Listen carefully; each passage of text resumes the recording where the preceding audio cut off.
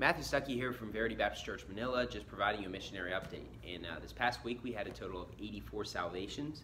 And so I started the week on Monday going soul winning, actually in Pampanga. I was there for a few days spending time with my wife's family. But I was going soul winning with a friend of mine who's a like-minded believer. And it was actually pretty tough compared to a lot of areas that we normally go. There's a lot of less people in Astor Park than we would have expected.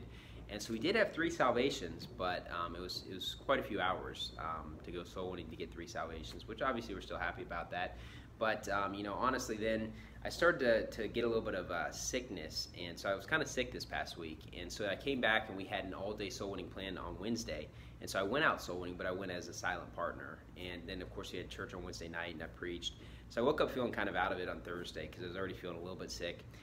And it kind of dragged, so I didn't go soul winning then until Sunday again. And you know, on Saturday we have soul winning times, and we had a lot of people saved. A lot of people from our church put in a lot of hours. And then on Sunday, as I went soul winning, then I preached 2 sermons. And so after I'm usually tired on Sunday nights anyway, and then I was really kind of out of it. So it's Tuesday right now as I'm making this video, and I'm starting to feel better.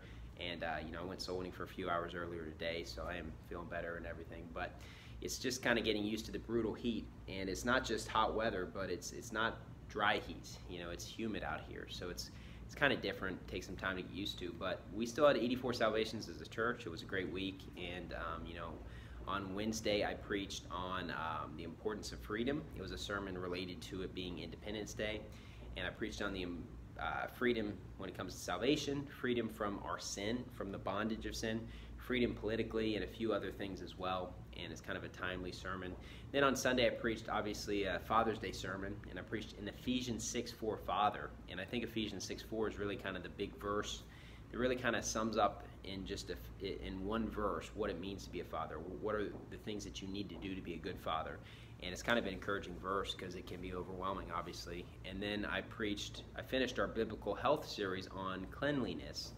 And you know, that's not something we often think about in terms of our health, but you look at all the sicknesses, diseases, and illnesses, and a lot of times it's because people are living in unsanitary conditions. And we as God's people, obviously sin is unclean in and of itself, but you know, just our physical cleanliness is something that's important. And so I think the trick to that sermon was to kind of make it interesting, because it's important information, but the book of Leviticus is not necessarily the most interesting book. But I was able to talk about vaccinations, the Black Plague, and things like that, and so I definitely hit some hot button issues. And I preached on vaccinations for a while during the sermon, so I might make a clip out of that, because there's not much more unclean than vaccinations. And so definitely check that out if you get a chance.